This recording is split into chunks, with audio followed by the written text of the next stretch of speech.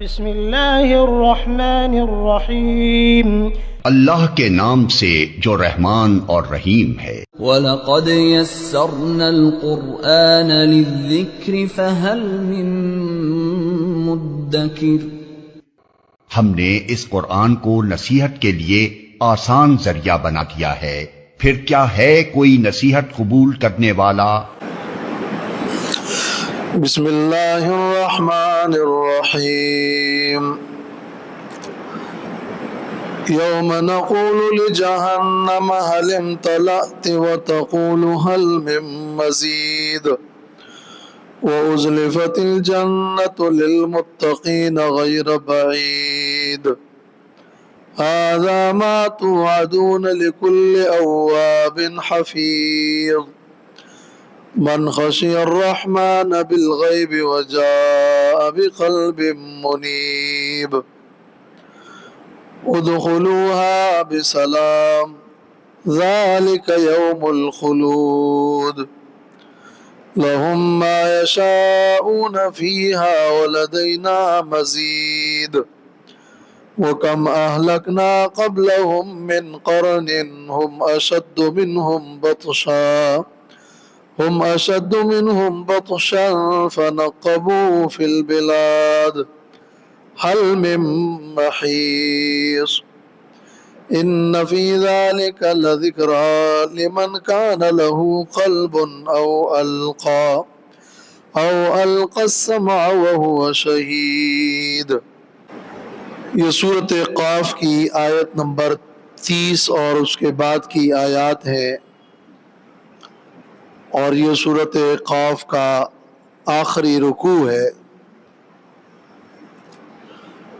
چونکہ اس سورت کا مضمون قیامت ہے اور آخرت ہے، اس لیے اس آخری رکوع میں بھی اللہ رب العالمین نے ایک تو جہنم کا تذکرہ فرمایا ہے، اور فرمایا یوم نقول لجہنم هل امتلأت وتقول هل من مزید، جس دن کے ہم پوچھیں گے، ہم کہیں گے جہنم سے هل امتلأت، اے جہنم کیا تو بھر گئی،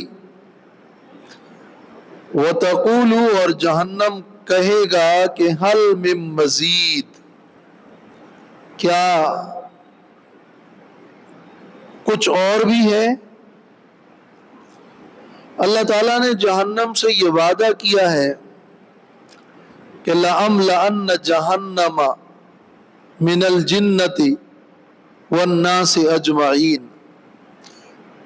میں جہنم کو جن و انس سے بھر دوں گا، اور اللہ کا وعدہ پورا ہو کر رہتا ہے۔ تو قیامت کے دن اللہ تعالیٰ جہنم سے کہے گا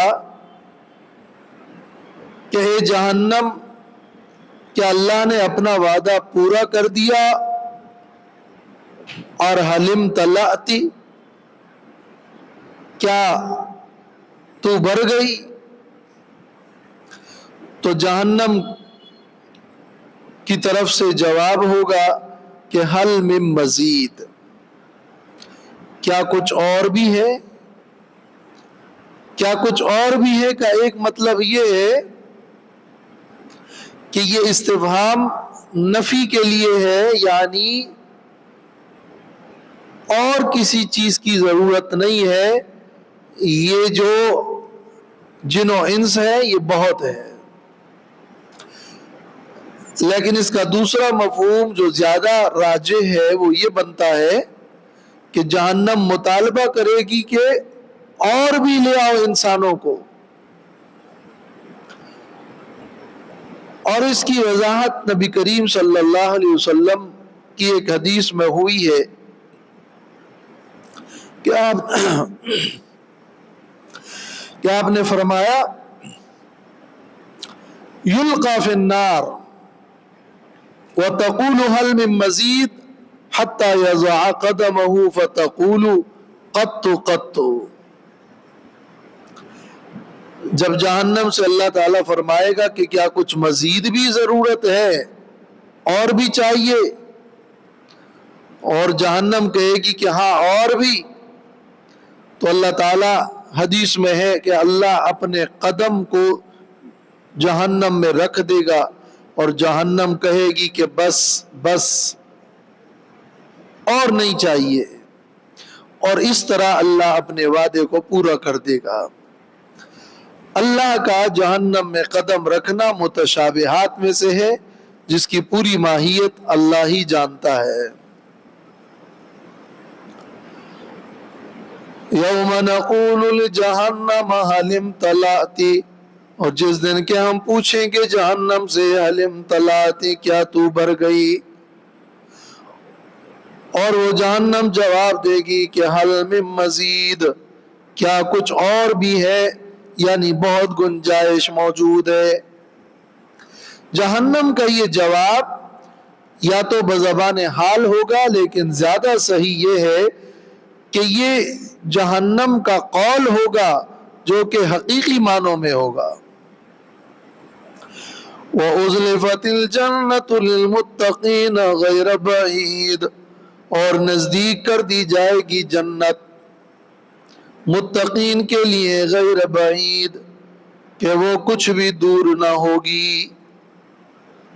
جنت کو اللہ متقین کے قریب کر دے گا، یعنی جو جنتی ہے وہ جنت تک جانے کے لیے کوئی لمبا سفر اور فاصلہ طے نہیں کریں گے اور انہیں چلنے کی تکلیف نہیں ہوگی، بلکہ اللہ جنت کو ان کے قریب کر دے گا، اور ان کا فیصلہ ہونے کے بعد وہ بڑی آسانی کے ساتھ جنت میں داخل ہوں گے۔ اور غیر بعید اس کی تاکید ہے کہ وہ جنت دور نہیں ہے، اس لیے کہ جو چیز یقینی اور واقعی ہوتی ہے اور آنے والی ہوتی ہے تو وہ قریب ہوتی ہے، بعید نہیں ہوتی۔ ھذا ما توعدون لکل اواب حفیظ، یہ جنت ہے، یہ ہے وہ جس کا تم سے وعدہ کیا جاتا تھا۔ لکل اواب، ہر رجوع کرنے والے کے لیے، حفیظ، حفاظت کرنے والا۔ دنیا میں جنت کا جو وعدہ کیا جاتا تھا اللہ تعالیٰ کی طرف سے اعلان ہوگا کہ یہ ہے وہ جنت، مگر یہ جنت کن کے لیے ہے؟ ان لوگوں کی صفات ذکر ہو رہی ہے جو جنتی ہے۔ اس میں پہلی صفت یہ بیان ہوئی ہے کہ لکل اواب حفیظ۔ اواب، اواب مبالغے کا صیغہ ہے اور اس کا معنی ہے بہت زیادہ رجوع کرنے والا، اور حفیظ معنی حفاظت کرنے والا۔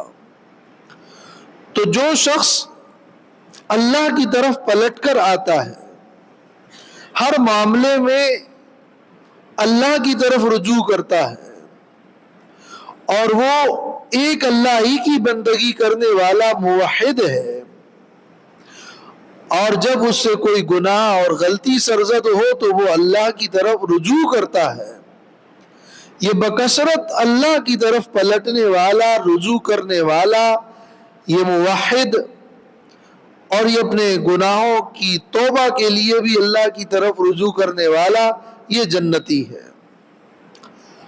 اور پھر حفیظ کا معنی یہ کہ وہ اپنے اعمال کی نگرانی کرتا ہے، حفاظت کرتا ہے، پابندی کرتا ہے، اور اللہ تعالیٰ نے اس پر جس بار امانت کو بار کیا ہے وہ اس امانت کی حفاظت کرتا ہے۔ اللہ تعالیٰ نے اپنی اطاعت و فرما برداری اور فرائض کی امانت عطا کی ہے اور انسان کو اپنا خلیفہ بنایا ہے، تو یہ حفیظ ہے اور اس امانت کا لحاظ رکھنے والا ہے۔ من خشی الرحمن بالغیب، جو ڈرتا ہے رحمان سے، بالغیب، بن دیکھے۔ بالغیب کا معنی یہ کہ اس نے رحمان کو دیکھا نہیں ہے لیکن وہ رحمان سے ڈرتا ہے، اور بن دیکھے کا معنی یہ کہ وہ جب لوگوں سے غائب ہوتا ہے اور تنہائی میں ہوتا ہے تب بھی وہ اللہ سے ڈرتا ہے. اور اس میں لفظ رحمان لا کر یہ معنی دیا کہ اگرچہ وہ اللہ کی رحمانیت کو جانتا ہے کہ وہ بڑا مہربان ہے مگر تب بھی ڈرتا ہے.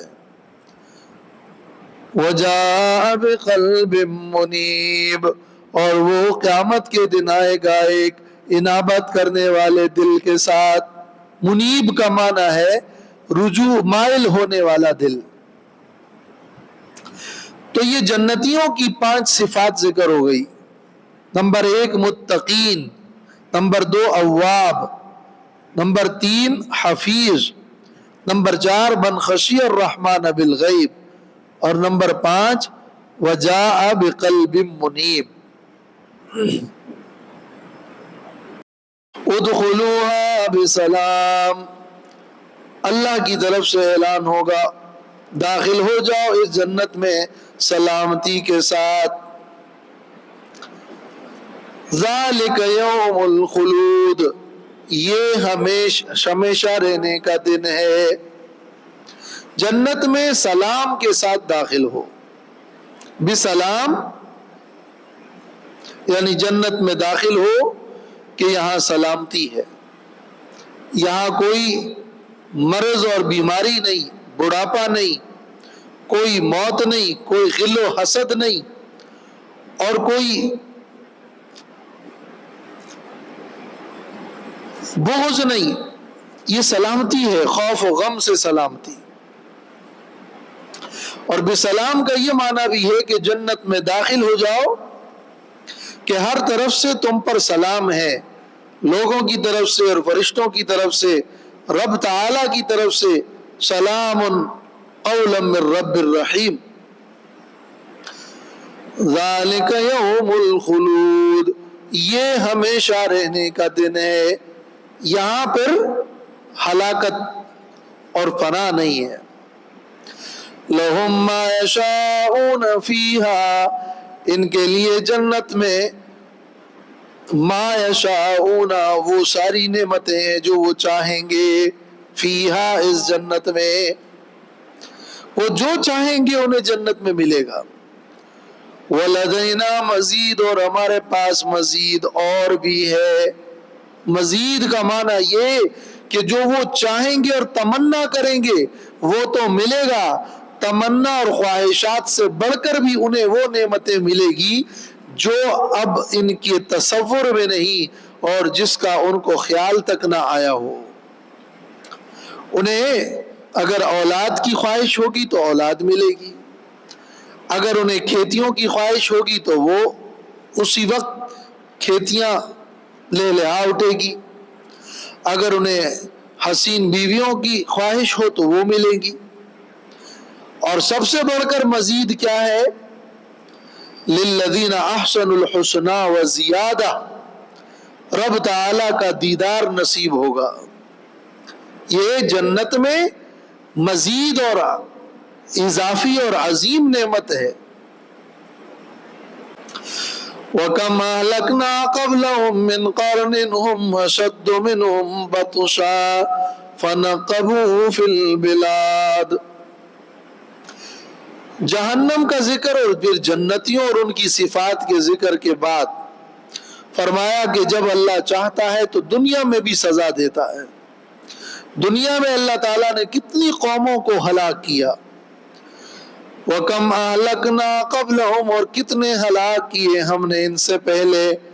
مِنْ قَرْنٍ، قومیں، قرن کا معنی نسلیں اور امتیں ہم نے کتنی تباہ کی ہے. ہم اشد منہم بطشا، جو زیادہ سخت تھے ان سے طاقت میں. بطشا مانا پکڑ اور گرفت کے اعتبار سے،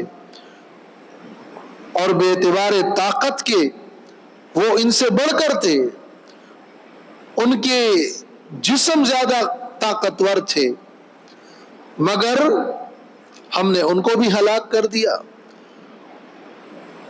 قوم عاد، قوم سمود، فرعون، قارون، قوم شعیب اور کئی اقوام مکذبہ،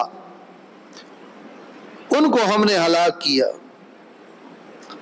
فنقبوا فی البلاد، تو وہ چلے فی البلاد ملکوں میں، انہوں نے شہروں میں نقب لگایا.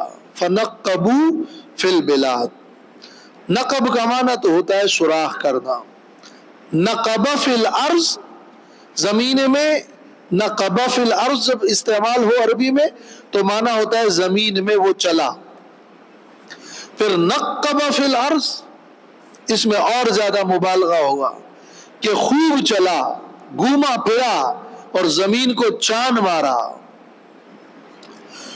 اور اسی معنی میں عربی لغت میں استعمال ہے. امرؤ القیس کے ایک شعر میں ہے جس کو امام قرطبی نے نقل کیا ہے کہ لقد نقبت فی الآفاق حتی رضیت من الغنیمت بالایاب، میں آفاق میں گھوما اور زمین میں نے سفر کیا تو سفر کرتے کرتے میں غنیمت میں سے اس پر راضی ہو گیا کہ جو میں صحیح سالم لوٹ آیا. تو وہاں نقبت فی الآفاق کا لفظ عربیت میں مستعمل ہے سفر کرنے اور چلنے میں. تو یہاں فنقبوا فی البلاد کا معنی کہ وہ پچھلی اقوام انہوں نے سفر کیے، زمین میں چلے اور ملکوں میں چلے، رزق کی تلاش میں، تجارتوں میں. فساروا فی الارض حل من محیص، کیا کوئی بھاگنے کی جگہ تھی. محیص کا معنی حاس یحیص حیصن کا معنی ہوتا ہے بھاگنا، تو بھاگنے کی جگہ، مفر، کوئی مفر اور بھاگنے کی جگہ ان کے لیے نہیں تھی. تو پچھلی بہت ساری اقوام ہلاک اور برباد ہوئی. ان فی ذلک لذکری لمن کان له قلب او القى السمع وهو شہید، بے شک اس میں البتہ نصیحت ہے ان کے لیے کہ جس کے لیے قلب دل ہو، او القى السمع یا جو کان لگائے، وهو شہید اور وہ حاضر ہو. اس جہنم کے بیان میں، اس جنت کے بیان میں اور ان پچھلی اقوام کی تکذیب میں اور اس پوری تقریر آخرت میں بہت بڑی نصیحت اور عبرت ہے. لیکن یہ ان کے لیے ہے کہ جو صاحب دل ہو. لمن کان لہ قلب یعنی لمن کان لہ لب یا عقل، جن کے لیے عقل ہو، وہ سمجھتے ہیں، جو دور اندیش ہے اور جو موت کے بعد کی زندگی کے بارے میں فکر مند ہیں، اور جن کی عقل صرف معاش کی نہیں ہے بلکہ معاد کی ہے. جو خود سمجھے، او القى السمع یا کسی کی بات کو غور سے سنے، کان لگا کر سنے، وہو شہید اور وہ حاضر دماغ ہو. تو دو ہی راستے ہیں، یا بندہ خود سمجھے یا سمجھنے والوں سے سنے. نہ کوئی خود سمجھتا ہو نہ سمجھانے والوں کی سنتا ہو تو وہ گمراہ ہوگا. سورۃ الملک تبارک الذی والی سورت میں کیا ہے؟ لو کننا نسمع او نعقل ما کننا فی اصحاب السعیر، اگر ہم سنتے اور ہم عقل رکھتے تو یہ جہنمی کہیں گے پھر کہ ہم جہنمی نہ ہوتے، لیکن ہم نے کسی کی بات سنی نہیں، ہم نے سمجھا نہیں، کیونکہ ان کے سامنے دنیا کے مفادات تھے یا شبہات تھی. لہم قلوب لا یفقہون بہا وَلَهُمْ آذَانٌ أَعْيُنٌ لَا يُبْصِرُونَ بِهَا وَلَهُمْ آذَانٌ لَا يَسْمَعُونَ بِهَا. ان کے دل تھے لیکن وہ اس میں سمجھتے نہیں تھے، آنکھیں تھی لیکن وہ دیکھتے نہیں تھے، کان تھے مگر وہ سنتے نہیں تھے. تو نصیحت کا اثر ان پر ہوتا ہے کہ جو نصیحت کو جذب کرنے کی صلاحیت رکھتا ہے، جو توجہ سے سنتا ہے. وہ شہید کا معنی یہ ہے کہ توجہ سے سنتا ہے. وَلَقَدْ خَلَقْنَا السَّمَاوَاتِ وَالْأَرْضَ وَمَا بَيْنَهُمَا فِي سِتَّةِ أَيَّامٍ وَمَا مَسَّنَا مِن لُغُوبٍ۔ اس آیت میں فرمایا اللہ نے کہ میں قادر مطلق ہوں دوبارہ تمہاری پیدائش پر اور بلکہ تمہاری ہلاکت پر قادر ہوں، اس لیے کہ زمین و آسمان کو ہم نے پیدا کیا ہے، اور البتہ تحقیق کے ساتھ ہم نے پیدا کیا ہے آسمانوں اور زمین کو، وما بینہما، اور جو ان زمین و آسمان کے درمیان ہے، فی ستۃ ایام، 6 دنوں میں، وما مسنا من لغوب، اور نہیں چھوا ہم کو تکھاوٹ نے۔ میں نے زمین و آسمان کو جو 6 دنوں میں پیدا کیا، یہ تدریج کے ساتھ اپنی حکمت کے تقاضے کے مطابق پیدا فرمایا، ورنہ اللہ تو کن فیکونی طاقت رکھتا ہے، وہ کہے کہ ہو جا تو ہو جاتا ہے، لیکن ایک حکمت کے ساتھ اللہ نے 6 دنوں میں زمین و آسمان کو پیدا فرمایا، جیسے کہ سورۃ حامیم السجدہ کی ابتدا میں تفصیل سے گزرا ہے۔ اور یہود و نصارہ کہا کرتے تھے، اور ان کی کتابوں میں لکھا ہے کہ زمین و آسمان کو اللہ نے 6 دنوں میں پیدا کیا اور 7ویں دن اللہ نے آرام کیا، تو اللہ نے ان پر بھی رد فرمایا کہ وَمَا مَسَّنَا مِن لُغُوبٍ، اور نہیں چھوا ہمیں تھکاوٹ نے۔ اب یہ جنت، جہنم اور دنیا کے عذاب سے ڈراوا، اور اللہ نے اپنی طاقت کا جب ذکر فرمایا تو اب آداب بیان فرمائے، کرنے کے کام کیا ہے۔ اے پیغمبر صلی اللہ علیہ وسلم، اگر ان لوگوں کو آخرت اور قیامت کے حوالے سے تعجب ہے اور لوگ نہیں مانتے تو فَاصْبِرْ عَلَىٰ مَا يَقُولُونَ، پس صبر کیجئے ان باتوں پر جو یہ لوگ کہتے ہیں، ان مکذبین کے کہنے پر آپ صبر کیجئے۔ وَسَبِّحْ بِحَمْدِ رَبِّكَ، اور تسبیح بیان کیجئے اپنے رب کی حمد کی، قبل طلوع الشمس، سورج طلوع ہونے سے پہلے، وقبل الغروب، اور سورج غروب ہونے کے بعد۔ صبر کیجئے اور تسبیح کیجئے۔ حمد و تسبیح کیا ہے؟ ذکر ہے، اور یہ سورج طلوع ہونے سے پہلے بھی اور سورج غروب ہونے کے بعد بھی۔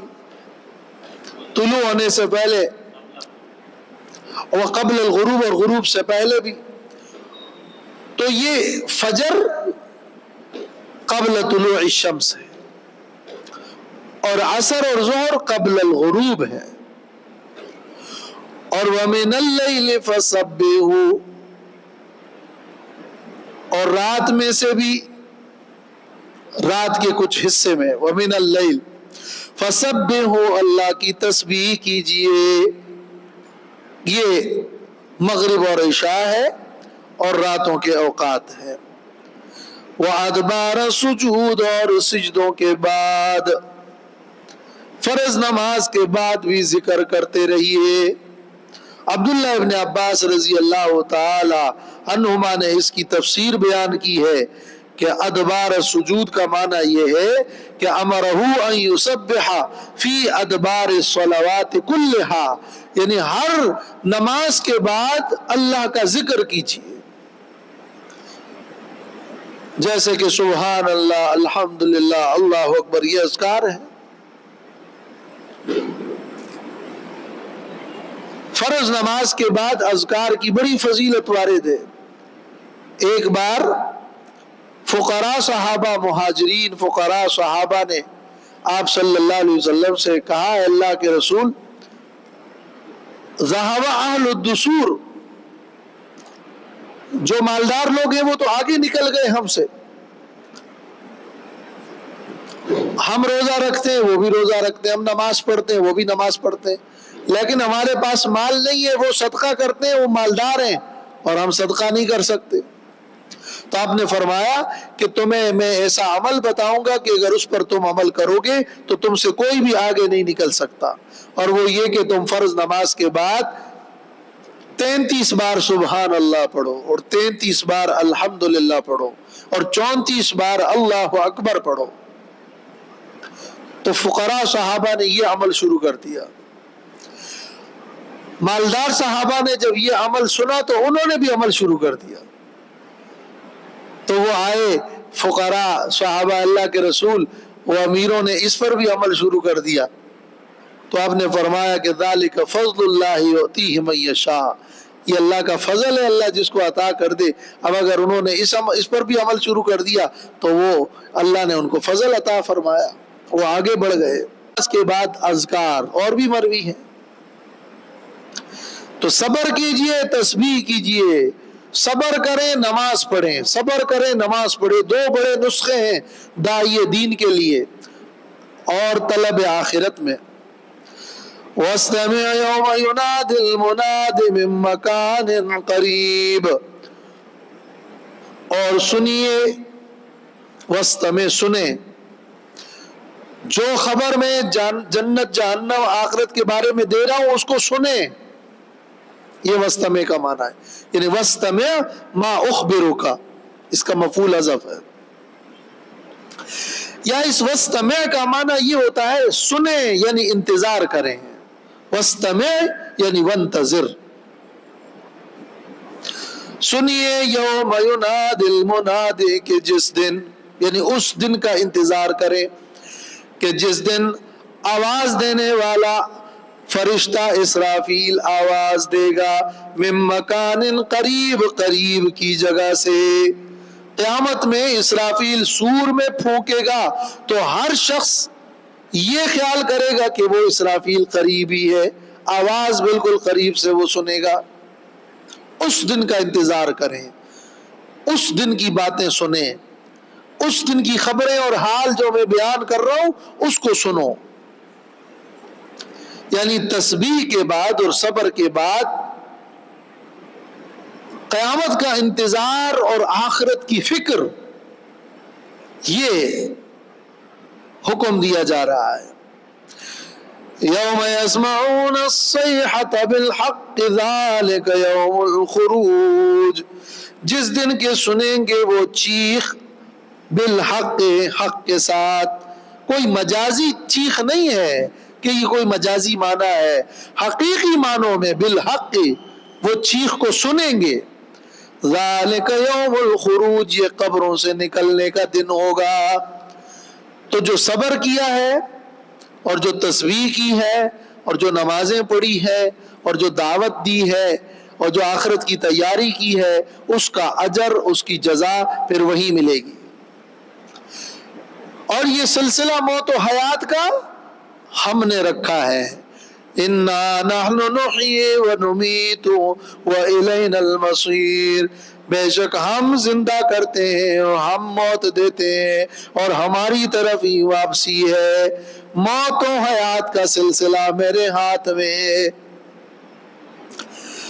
تو یہاں سے جانا ہے، مرنا ہے، اور یہ ایک سلسلہ ہے، مگر یہ ختم نہیں ہوگا سلسلہ، بلکہ جب اسرافیل سور میں پھونک مارے گا تو پھر زمین پھٹ جائے گی اور لوگ اس میں سے نکلیں گے اور دوڑیں گے۔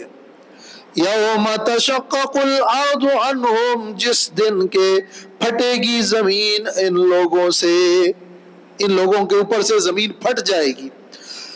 سراعاً، اس حال میں کہ وہ تیز دوڑتے ہوں گے، یسرعون سراعاً، وہ دوڑیں گے۔